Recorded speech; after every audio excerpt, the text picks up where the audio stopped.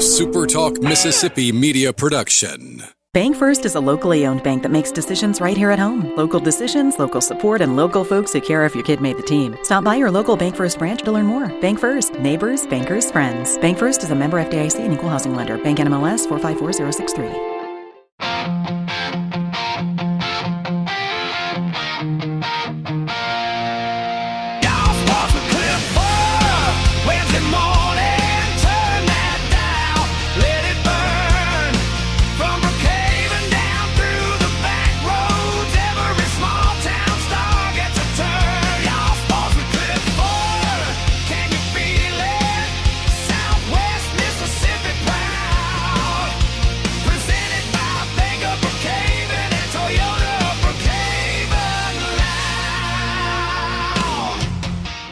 Your teams, your town, your source. That's Y'all Sports.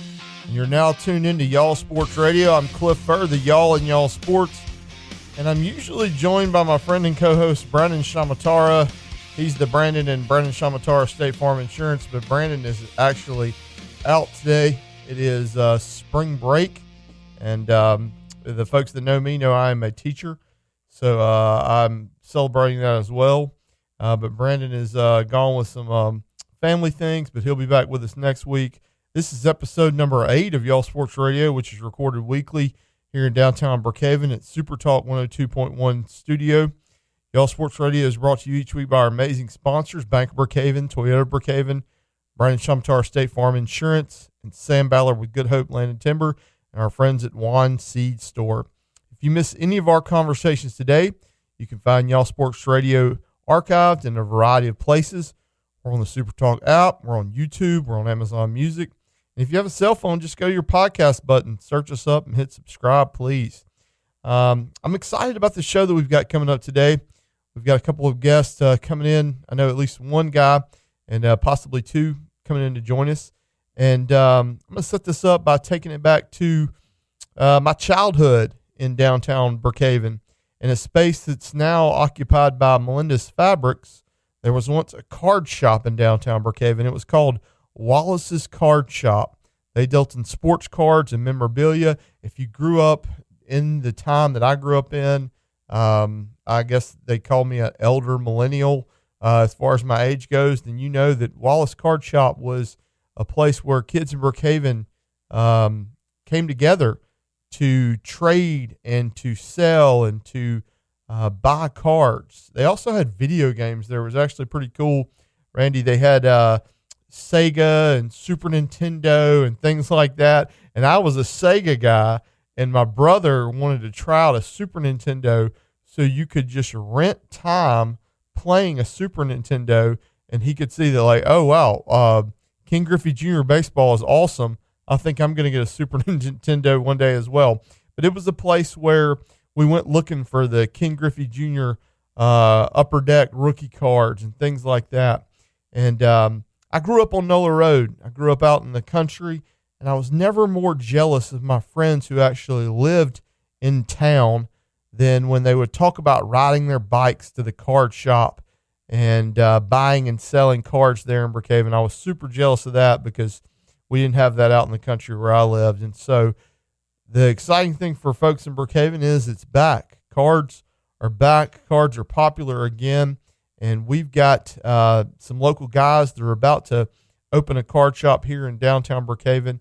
And we are super excited about that. This is the part where I would usually ask Brandon about did he have any favorite cards whenever he was growing up, but he's not here to answer that. I was actually more of a comic book guy. I liked comic books. I was a big fan of the X-Men, but one of my best friends was a big time card guy, and we'll actually get into that when we talk here in a minute with the guys from Bullpen Collectibles. Look, I think it says something about nostalgia and the power of cards that we still have all these memory of cards, and so I think it's really cool that these guys are bringing that nostalgia back by opening up a card shop in downtown Brookhaven. And we're going to cover a lot of stuff today. We're going to cover the amount of money folks are willing to spend on cards. It'll probably blow your mind if you had no idea. I told my wife there are people that'll pay $1,000 for a baseball card, and she looked at me like I was insane. I was like, hey, that's not even really that much to some folks that are really, really into the hobby. I think Mississippi's in a cool spot right now, as the best young prospect in all of Major League Baseball is from our state, Connor Griffin. Griffin played at Jackson Prep. He's in his second year with the Pittsburgh Pirates as a minor leaguer. And I got on eBay earlier, and I searched Connor Griffin card, and I filtered it by the most expensive. I said, okay, hey, eBay, show me what's the most expensive Connor Griffin card you have listed. And eBay pulls up a 2025 Connor Griffin orange reptilian autographed rookie card. Yes, I said reptilian. This card is encased in plastic, which is something we're going to get to later as well, the grading and how they're encased in plastic now, if they're valuable. You can get this card shipped to you for only $5.52 in shipping, which seems like a pretty good deal, because if you hit the buy now option on eBay, this card is listed for $30,000. $30,000, and it seems insane. It seems impossible that somebody would pay for that. But I got to give you a little story that I had once with my old high school basketball coach, Dale Watts, who is a mentor and a hero of mine. And Dale trains Tennessee walking horses down at Lake Dixie Springs. And Dale had a championship walking horse once. And I asked him, I said, Coach, what's that world champ? What's that horse worth? And he said, well, the lady that owns him has had somebody offer her $250,000 for her, and she turned it down. And I said, Coach, would somebody pay a $250,000 for a horse? I mean, there are folks out there. And he was like, oh yeah, Cliff. He said, there are people who would pay $500,000 for a motorhome. There are people who would pay $500,000 for a horse. You got to find them. And so I don't personally, I wouldn't pay $30,000 for a Connor Griffin autographed orange reptilian card, but we know those folks are out there. And so that's one of the cool things that we're going to talk about with the guys from Bullpen Collectibles today, just about how the market is and how these numbers that sound, crazy to me and crazy to you, they might not be so crazy to everybody else. Look, some folks talk about these cards and they talk about them as investments. And I guess if you're paying 5 figures for a Connor Griffin, I imagine you're planning on it going up in value and not down. Our great friends at Bank of Brookhaven know a whole lot about investing. They invest in our community and are our only locally owned home-owned bank. And they're the legal with legal tender. They're the, sorry, let me go back and get that right from my man Colby. They are the lender with legal tender when you're looking to make your dreams into reality. So go see our friends at Bank of Brookhaven and tell them Y'all Sports sent you. Next up, when we come back from the break, we'll be talking to the guys from Bullpen Collectibles.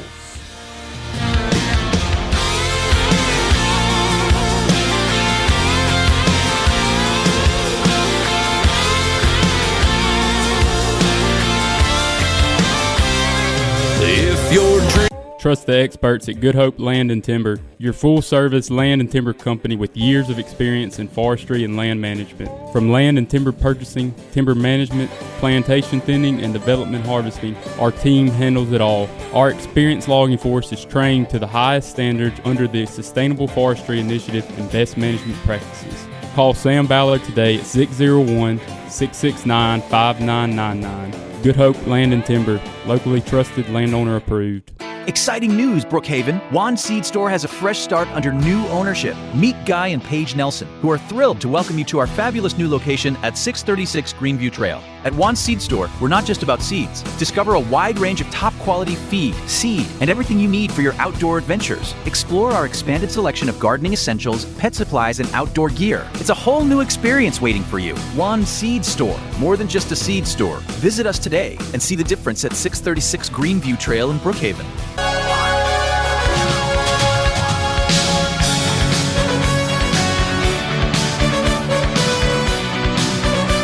All right, we're back on Y'all Sports Radio. I'm Cliff Furr, usually joined by my co-host Brandon Shamatara, but I'm flying solo today. But I am joined by very good, very old friend of mine. That's Carl Craig.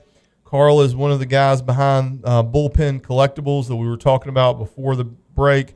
Carl, you're a restaurant guy. You've got Magnolia Blues Barbecue, and you've got Sirio's Pizza in your portfolio of businesses. Tell me when you decided you knew that you wanted to get into the card game. Well, it happened really fast. We had this spot open down there in the building that going back and forth over things to do, thinking about a third restaurant, really just could not bring myself to do that anymore. I love my job, don't get me wrong, but not a great time for restaurants right now. Yeah. So it's just sitting there, have no plans, and start opening cards with my son Jack about a year ago. I don't know if you remember, my dad was in the business. That's right. Somebody was telling me recently. So your dad, before the break, I was talking about Wallace's card shop downtown. Your dad also had a downtown card shop, right?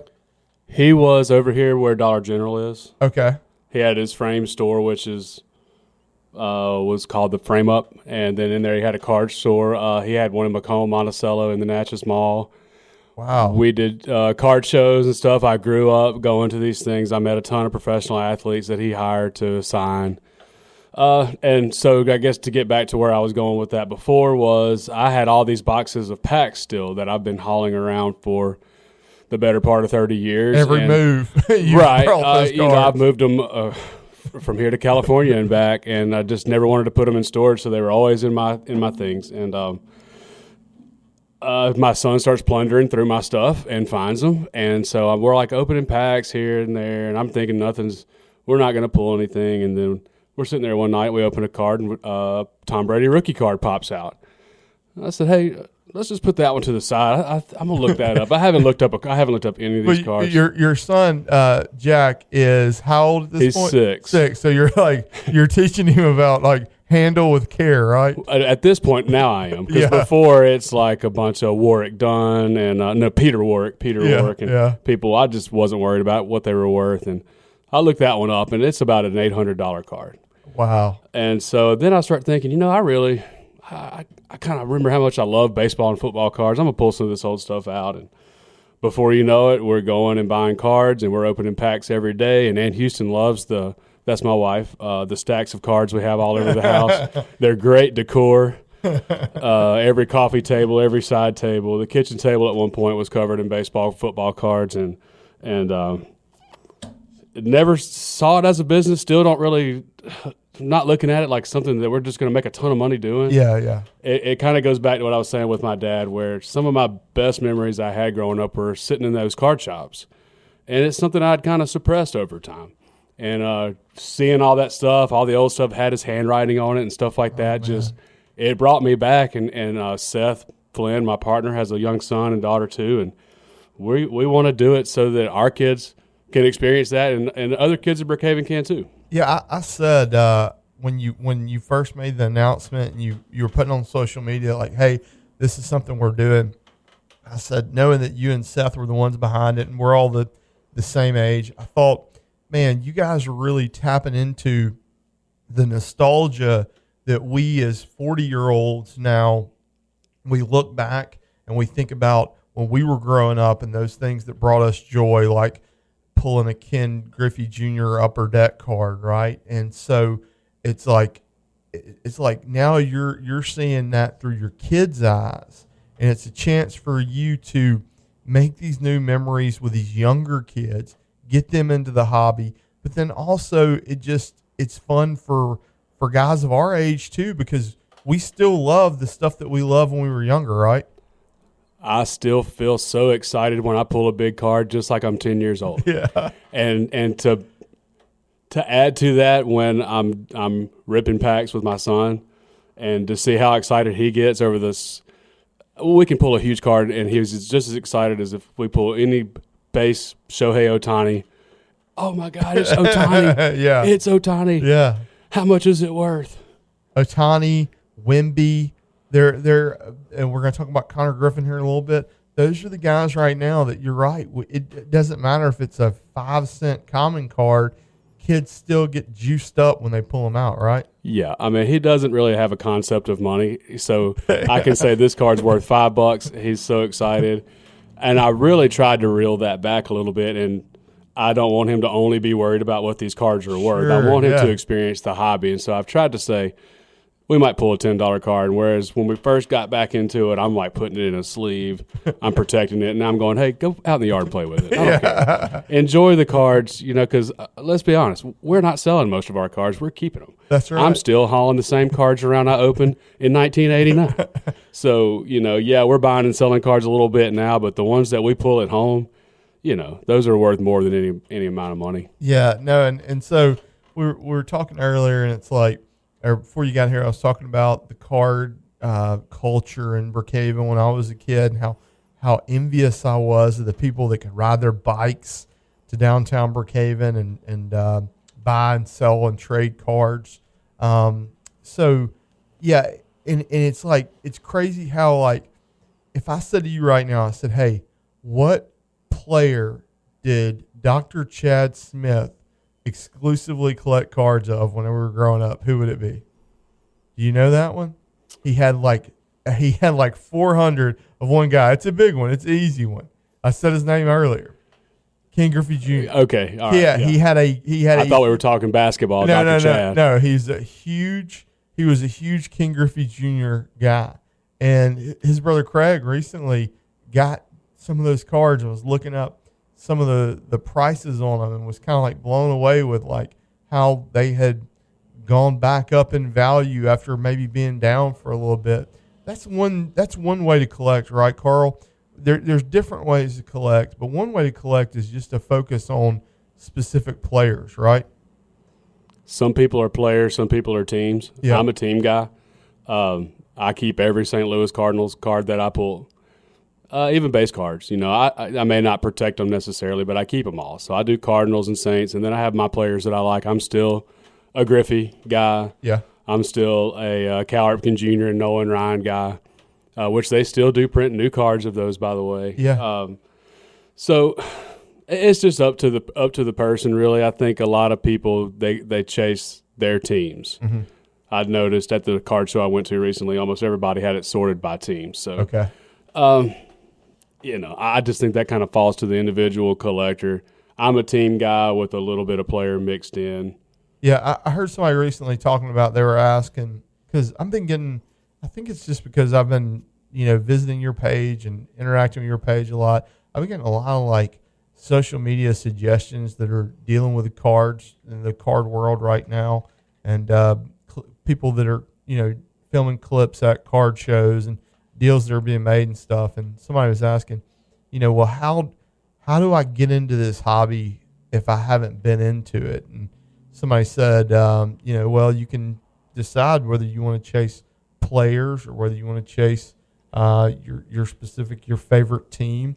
Talk to me a little bit about like all the different card brands though. Like I brought a box of cards in today.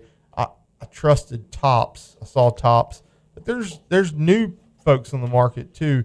Do you find that people are more likely inclined to go with a name that they've heard before, or should people also be open to all the different stuff that maybe they don't know about?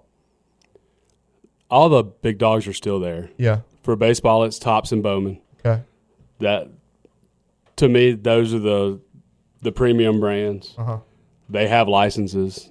And what I mean by licenses is there are brands out there that produce baseball cards, but I always say they look like Kmart cards. they don't have the jersey on. No logos. Yeah. So you pull a Paul Skeens, and it just looks like he's in something that you would get in the Brookhaven Rec League with no logo on it or whatever. Yeah, yeah. Now, those cards do still have value. I just don't have a preference to them. So you still have Topps, Bowman, Donruss, and Upper Deck. Okay. Now, there's a bunch of off-brands. I personally stay with the licensed stuff. Yeah. Like Donruss baseball is not licensed, but Donruss football and basketball are. Okay. There was a year recently where Topps didn't have an NBA license. So there's, I believe it's the 24 and 25 or 23, 24 sets that you pull a Luka Doncic and he's just wearing a blue basketball jersey. So I mean, never thought about that. If that's your jam, then that's go ahead and buy. I'm not saying don't buy it. I personally want to see the logos on there. Yeah, a lot of people love the color match cards where it's a blue card. If it's an Ohtani, it's a blue card and a blue jersey. Yeah, call that a color match. Yeah. We're gonna get into the lingo here in a minute. One thing that I was telling Randy earlier, I was a comic book kid growing up. I didn't necessarily collect cards as hard as I collected comic books, and I'll never forget. Probably about 15 years ago, I was down in Covington, Louisiana. I was actually there for work, and I saw a comic book store. Oh, it wasn't quite 15 years ago because my son just turned 14, so it was probably maybe like 12 years ago. And similar to what you were talking about with Jack earlier, my son was born, and I just remember how much I loved reading X-Men and G.I. Joe specifically when I was a kid. And so I thought, well, I'll pop into a comic book store and I'll see if I can find any of those old books that I read that I love so much with Wolverine and the X-Men and things like that. So I go into this comic book shop in Covington, Louisiana, and that was the first time I'd ever seen graded comics in person. And I look up, and there's a first appearance of Harley Quinn in a Batman comic book, and it's encased in plastic. It was graded. I think it was about like a 8.5 or a 9, and it had a $3,000 price tag on it. And I was just kind of shocked that somebody would take a comic book and put it in plastic. And I asked the guy, I said, "Hey man, what's that?" He was like, "Well, that's a graded book now. That book is encased in plastic. It was sent off. It was graded. It's a higher end grade. It means that it's in better condition than the lower grades." And I said, "Will somebody come in and really pay $3,000 for a comic book they can't read?" And he was like, "Oh yeah." He was like, I actually kind of need to mark it up because the market's gone up on it. Now, comics is one thing. Cards is another thing. And I think that as far as like getting your cards graded, that's like a no-brainer, right? Because you brought in a stack of what folks call slabs in here today, and those things they're protected. There's no 6-year-old little grubby hands are going to mess those things up, right? No. People try to crack them all the time, and they end up ruining their card in the process because they're not happy with their grade. They want to crack it and send it back. Okay. Which some people can crack them, and they get away with it. It costs a lot of money to grade a card. Okay. I say a lot of money. If you want to send one single card in, you're probably looking at $50. Okay. Now, we're doing it at the store. We can do it for $36 because we're sending in a bulk submission. So I would like to throw out there that if you want to grade a single card, we can save you a few bucks if you come down to the store and submit it with us. Okay. It's not necessarily a no-brainer. It depends on the condition of the card. It can the centering. A lot of cards. These cards are printed in sheets, and so sometimes they're cut weird. If your centering is not 55/45 or better, you're probably looking at a 7 or an 8. Okay. And now you've put $50 in the card. Is a 7 of that card going to be worth $50? If so, you've broken even. Yeah. And that's something you're going to be able to help people with, right? Like centering. Like my big dumb eyes, I don't know if I would be able to look at the card and tell if the card was off, but those are the things that you're going to try to help kind of guide folks in the right direction, right? Yeah, if you bring in a card that obviously should not be graded, in our opinion, we're going to let you know. Yeah. Now, if you still want to submit it, we're going to submit it for you. Yeah. But sometimes, like I have an 89 Griffey upper deck. It's not going to get a 9 or a 10. I'm going to send it off to be graded because I want the card to be protected. Okay. That card means a lot to me. I pulled it in a shop with my dad in 1991. I wouldn't sell that card. It would have to get to a very high figure for me to sell it. Absolutely. So it depends on what you want. If you're trying to increase the value of your card, we need to be sure that it's going to get a 9 or a 10. If you just want to protect your card forever, you want to keep it, hand it down, whatever, then you just spend $50 and you grade it. Yeah. So to say it's a no-brainer, no, I don't say it's a no-brainer. A lot of raw Connor Griffin cards right now, you can get a lot of money for them, and you don't have to do anything but open it and hand it over. I was looking. I was looking earlier. I was just, for some context for our conversation. And boy, you're not going to. Connor Griffin is hot right now, right? And that's not just Mississippi. That's like nationwide, it's right? Everywhere. And Connor Griffin's outselling Bobby Witt right now. Wow. An established major league player versus a guy who hasn't seen his first major league pitch. It's kind of perplexing, the Connor Griffin market right now, and there's a few other ones that are up there, but to my knowledge, the sports world has never seen a prospect like Connor Griffin in the card market. Yeah. There's been hype around a lot of people. You know, when we were kids, I can't tell you how many Todd Van Poppel cards I had. That didn't really work out. Yeah. He's not in the Hall of Fame. Connor Griffin certainly seems to be living up to the hype because everything he hits goes about 10 miles. Yeah. So, and he seems like he's fast tracked to be at the MLB level too. Yeah, we're hoping that he breaks camp with the team for sure, but they hold a lot of players back now because of service time, so he may not be in the majors till April or May, you know. Yeah.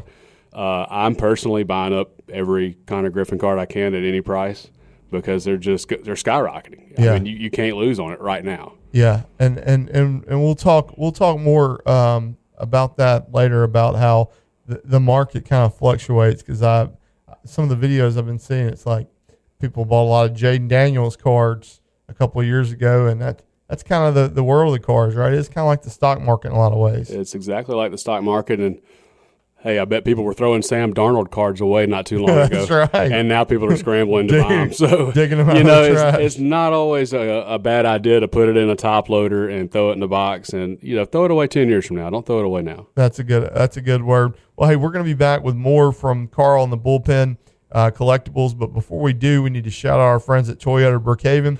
They were just recently awarded the prestigious Toyota President's Award for a second straight year. Here's something you might not know. They've got a big-time card guy on their staff and used car manager Chris Nations. I'm sure you'll be seeing him at the card shop when it opens soon. We'll be back with more card talk next on Y'all Sports Radio.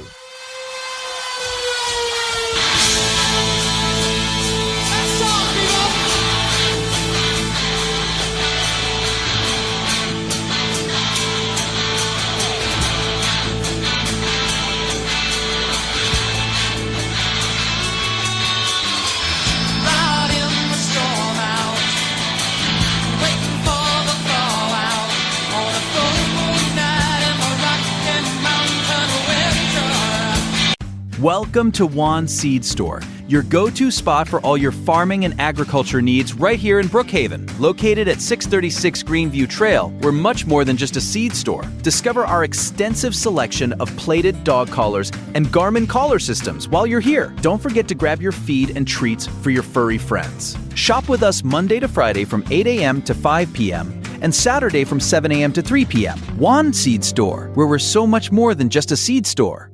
Good Hope Land and Timber is a full-service land and timber company that offers years of experience in forestry and land management. Our services include timber and land purchasing, timber management, plantation thinning, and development harvesting. Our company has an experienced logging force that is trained according to the Sustainable Forestry Initiative and best management practices. Give Sam Ballard a call at 601-669-5999 for all your timber harvesting and land management needs.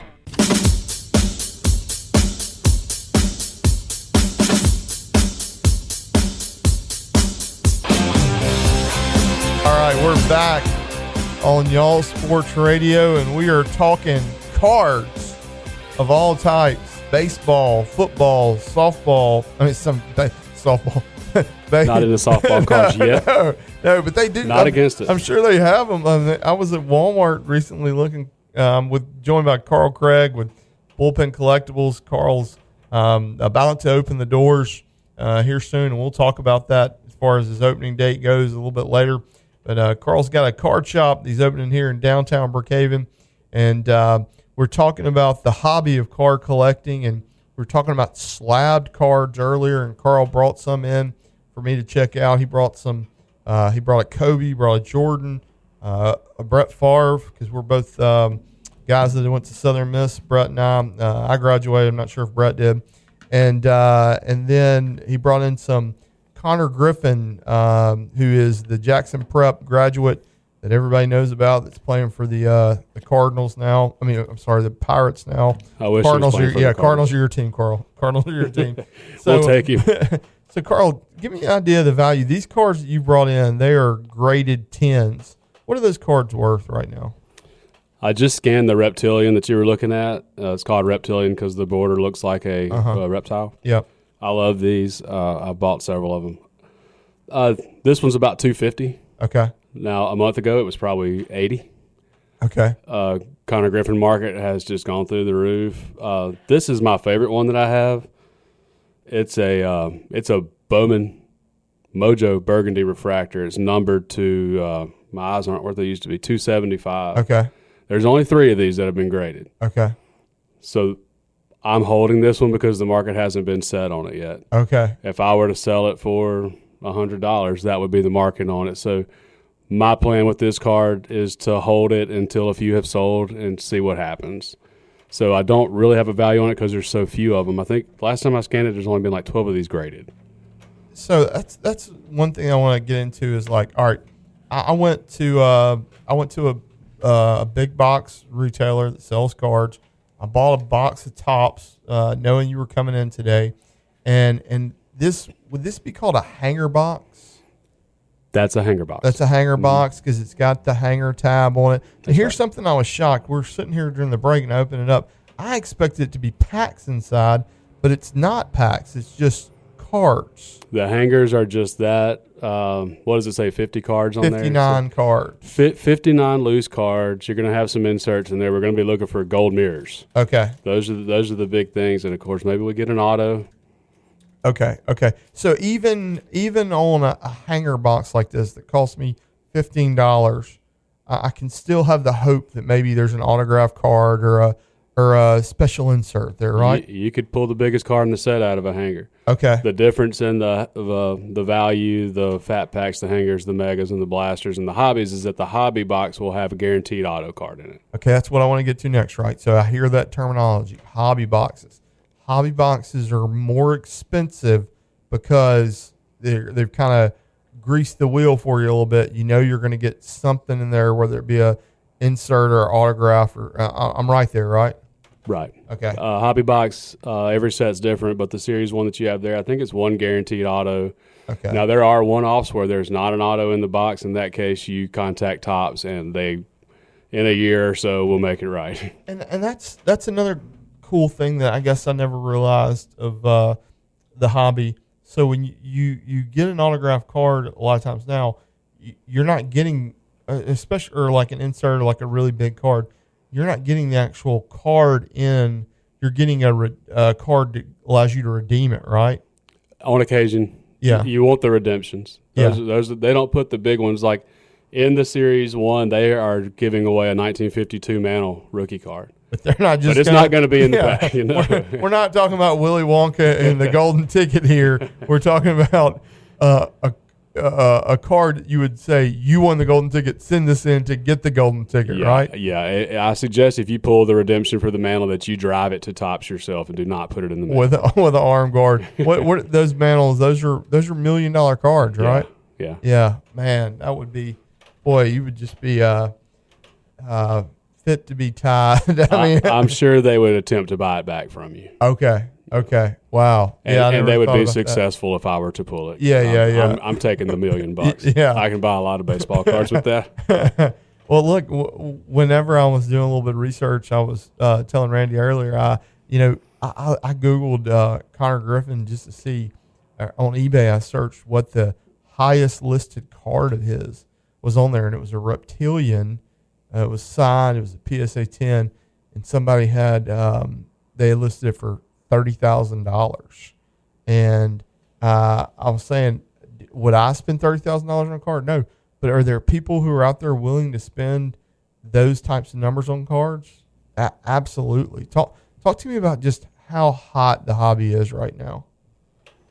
It's as hot as it's ever been. And $30,000 to some people is like what $3 is to normal people. Yeah. And if they want that card bad enough, they'll get it. Yeah. And I was just in Louisiana at the card show a few weeks ago, and there was a raw Connor Griffin auto that was selling for $5,000.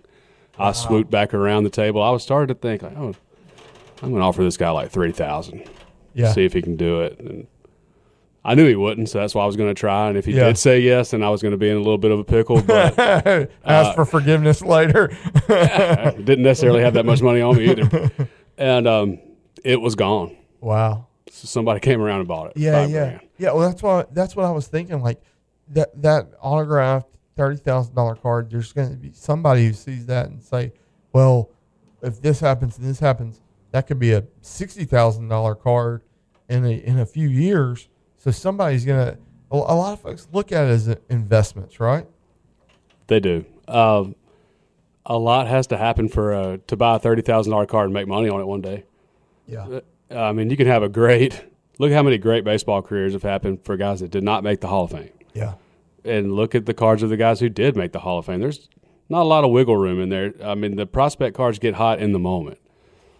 As far as long-term investments go, I'm not totally sure about that. I haven't seen any payoff in my lifetime. Yeah.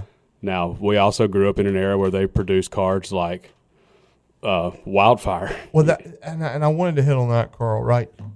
When we're talking about the time where your dad's got a card shop, we've got a card shop here where Melinda's Fabrics is, Wallace Card Shop. There are card shows going on. Cards are really popular. And then it's like a recession hit or a bubble burst or something like that. And cards became not as popular as they were at one time. That was mainly because I kind of saw this also in the comic book world as well. It was mainly because of overproduction, right? Exactly right. Yeah. So things don't hold. If everybody is making them and they're just mass produced, things don't hold their value. Do you think that maybe the world of cards and the hobby itself has learned from that this time around? Topps and these big corporations that make the cards are very smart. They saw what they did the first time around, and it's like they're on their redemption phase now. They limit now. This series one, they produced, I think it was I want to say I read 500 million cards, which sounds like a lot, and it is a lot, I guess. But they're not going to do that again. That's when they started coming out with numbered cards. They want the hobby to stay hot. I think they bit off a lot more than they needed to chew the first go around. And now that they're back in the game, after all this time, that they are conscious of how many cards they're producing and have reeled it in a little bit and not just trying to sell everybody everything, because a lot of cards are even hard to get. There's, in a 100-mile radius, there's not 2 or 3 shops where you can walk in and buy a hobby box. Yeah. The Bullpen will be the only one between New Orleans, Hammond, Jackson, and I don't even know how far west you can go, where you can buy cards. Yeah. I even in Jackson, I thought there'd be several card shops available, and there's not very many. And then when you go in there, they don't have hobby boxes. They have the same things that Walmart or anybody else would have. Yeah. And so they're not as easy to get as they were. And even if you're selling them, right? Yeah. Even if you're selling them, they're not that easy for us to get. Yeah. Luckily, we've made a connection with somebody in Houston who has a Fanatics account who's kind of funneling some stuff to us while we work on getting our own official account with Topps. We're hoping within a year, to have it. But they've frozen applications, and so we're trying to go in the interwebs of it and get in that way. But we have a great location in a great place in a market where there's nobody else, and so we're hoping that will help us get in with them, so where we can bring more cards to people in the form of hobby boxes and breaker boxes and stuff like that. Yeah. No, and that makes sense. I mean, it's like you said, if the market before was oversaturized, then it's up to the card companies to make sure they don't make those mistakes again. And it sounds like it's working if it's even hard for new businesses to get their foot in the door, which I know that, there are probably people that have been doing it for a long time. Look, what about this? Another term that you hear is junk wax, right? Those are the old cards that we were talking about earlier that we liked when we were growing up. You plan on having some of that stuff as well? Oh, yeah, absolutely. I love the old cards still. And I was looking at 89 Upper Deck boxes yesterday to try to buy a few and put in the store. They're still great to open. Yeah. And they're cheap, so it's something for us to have, and we plan on stocking some of that stuff. They're for fun though. Yeah. There's not a lot out there. Even the 89 Griffey, holy grail card of our days. If you have a 10, it's like $4,000 or $5,000. Yeah. And there's so many of them. Yeah. I mean, so even then, you got to find a buyer. Yeah. So that's why, like I was talking about mine earlier, I don't care what grade it gets. Yeah. I'm gonna encapsulate it so it's protected, but it's for fun. You're having Right. fun with it. Another thing you're having fun with is you got a son, and I feel like this is the growth arc for every child born in this day and age is he likes Pokemon cards. I mean, my son went through a phase where he liked Pokemon cards. You're going to have some of that as well. Tell me about that. I love Pokemon. Yeah. I've just fallen totally in love with it. I never thought here at my ripe age of almost 44 years old that I would be stalking Walmart shelves looking for Pokemon cards.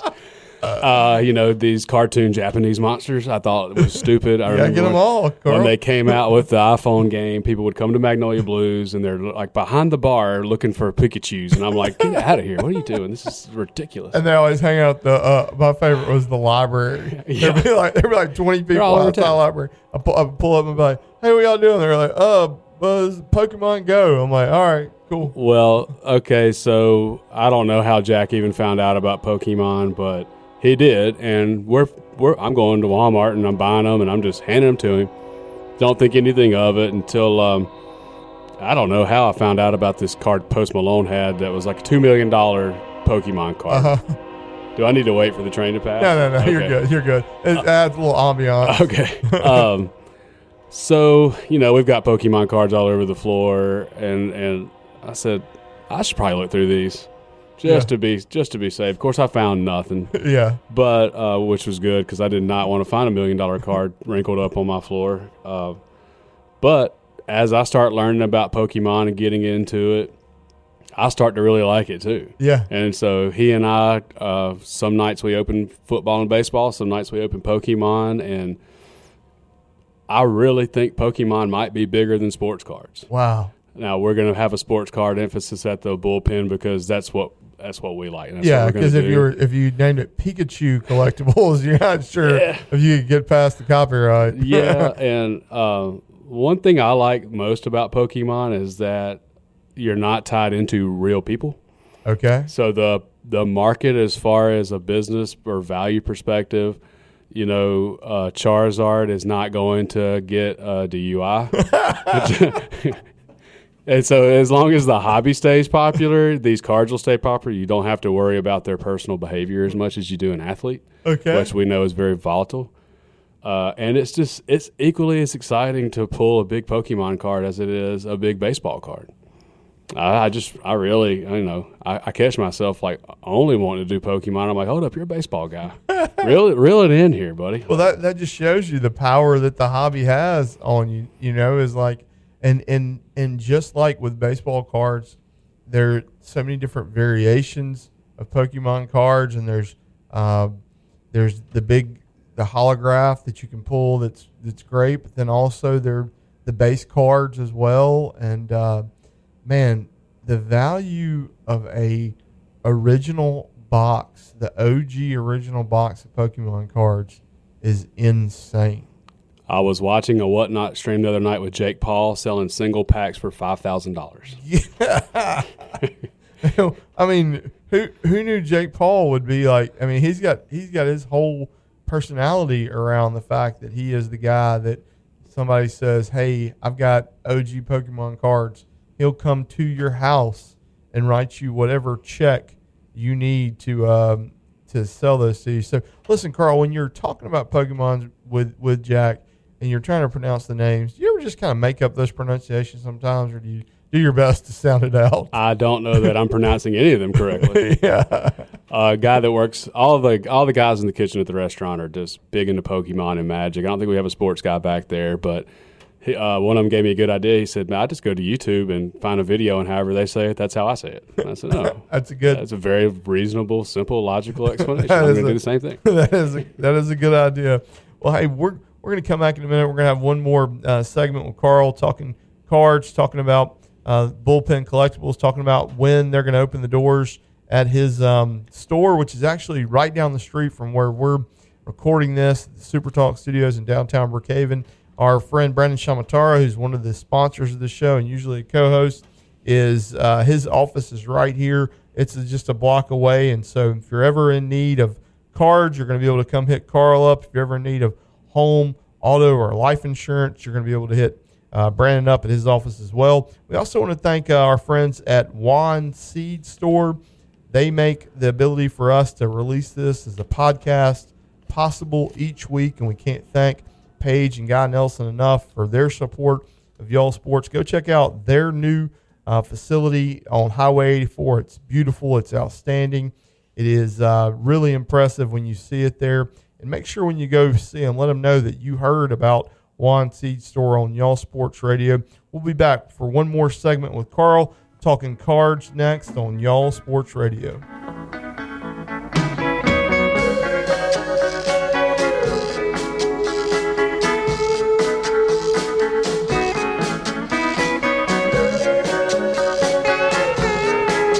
Trust the experts at Good Hope Land and Timber, your full-service land and timber company with years of experience in forestry and land management. From land and timber purchasing, timber management, plantation thinning, and development harvesting, our team handles it all. Our experienced logging force is trained to the highest standards under the Sustainable Forestry Initiative and best management practices.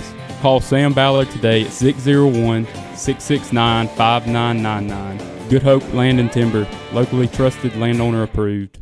Looking to gear up for turkey hunting season? Head over to Juan's Seed Store at 636 Greenview Trail in Brookhaven. Our spacious new store features a licensed gunsmith, Brian Wilson, ready to assist you. Explore our extensive selection of firearms. Don't miss our outdoor and hunting section, stocked with optics, chokes, and accessories. Grab your Windy Hill shells or choose from Remington, Migra, or Hornady. Plus, we have Swamp Boy turkey calls and everything else you need for a successful hunt. Come visit us and prepare for your best hunting season yet.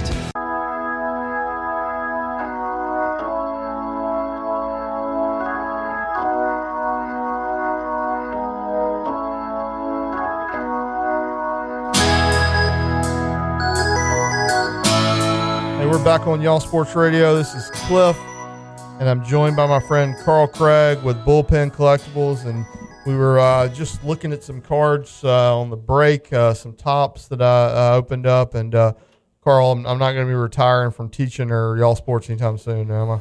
I wouldn't call this pack a bust, but we're going back to the drawing board here. Okay, all right. Well, hey, that's the fun thing about it, though, this right? This one's not bad. Okay. Yeah, and look, if you're ripping packs because you think you're going to make a lot of money, it's the same as going to the casino. Some nights you're going to win, some nights you're going to lose. No, I absolutely, I get it, man, and I think that one thing that I've enjoyed hearing from you, as we've been talking about, your business endeavor that you got coming up is. It feels like you've got the right outlook on this as far as, look, this isn't Carl and Seth opening up a card shop to get rich and buy a condo on 30A. This is about having fun, something that you had fun doing when you were younger, and having fun doing it with your own kids, right? Yeah, I mean, we're just going into it with an open mind and mostly just trying to do something fun for not only our kids but all the other kids and hey, all the other moms and dads in Brookhaven too. I meet a dude our age every time I'm on the card aisle. I go to Walmart in here, Walmart in Brookhaven, and other stores in Jackson and stuff, and it's almost always the same story. There's going to be another guy about my age looking at cards, and I'll look at him. I say, "Hey, you're back too, huh?" Oh, yeah, well, my son, and then there we go. Yeah. Or my daughter. There's a lot of, especially Pokemon, a lot more girls are into Pokemon than sports cards, I think. So tell me about the space. Tell me about the former daiquiri shop that's now going to be, at one point you were talking about earlier, you were saying businesses put there, and I talked to you months ago, and you said, you were like, yeah, I don't know, I've had a florist approach me. I've had somebody else, some other businesses approach me, but I guess you're kind of glad now that you didn't rush into anything. You had that space available. I know you guys have been doing the work. Tell me about when you're planning on opening the doors. Well, and I'd like to apologize to everybody. I know they wanted a good steakhouse. Carl, you got to phrase it right. Sit down steakhouse. Somewhere to get a decent filet, please. Other than Magnolia Blues, which serves an amazing filet. But keep going. Anyway, I had to get a jab in there. I'm sorry. What was the question again? When are you planning on opening the doors? Our tentative date is April the 10th. Okay. It does look like we'll probably be able to pull it off by then. Basically, right now we're just waiting on signage and a few display cases to put cards in. Okay. Seth has been home the past week and has done a ton of work on the space. You know, I can't put together a Lego set, and so I've kind of been the paper pusher for the business, and he and his dad have been in there ripping out the old bar and doing painting, putting shelves together, putting shelves on the wall. So I really just want to say I appreciate them for doing that, because I don't even know how to use a level. So I can't imagine how it would look like if I did it. I flip burgers for a living. We've all got our talents, Carl. Yeah, so we going into it, we kind of said, hey, I'll do this, you do that, and we'll get it all thrown together. So April 10th is going to be the big day. We're going to have food. We're going to have giveaways. We've got some other big stuff planned.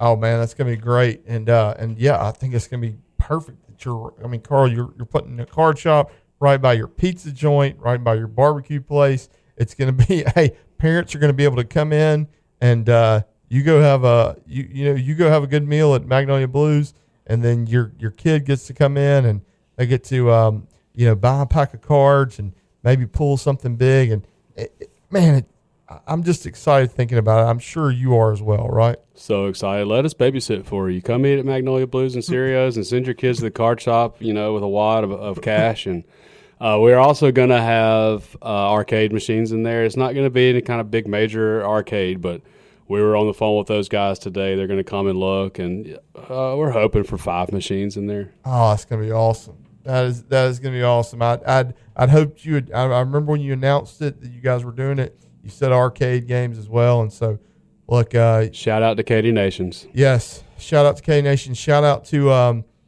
Cliff Furr, my son. We're going to be in there. We were at a Pelicans game last night. We got to see Trey Johnson III, who plays for the Rockets. And his birthday was the day before. He scored 20 points last night. And I said, Graham, let's find this guy's rookie card and buy it. And we're going to be able to do that. We're going to be able to look for rookie cards at the Bullpen Collectibles. I want to thank my guest today, Carl Craig, for coming on and talking cards with us. Carl, I wish we had a whole nother hour. Also want to thank Sam Ballard with Good Hope Land and Timber for his support of Y'all Sports Radio. And, guys, it's always an enjoyable time for us talking for this hour. We'll see you next week for another hour of Y'all Sports Radio here on SuperTalk 102.1 FM.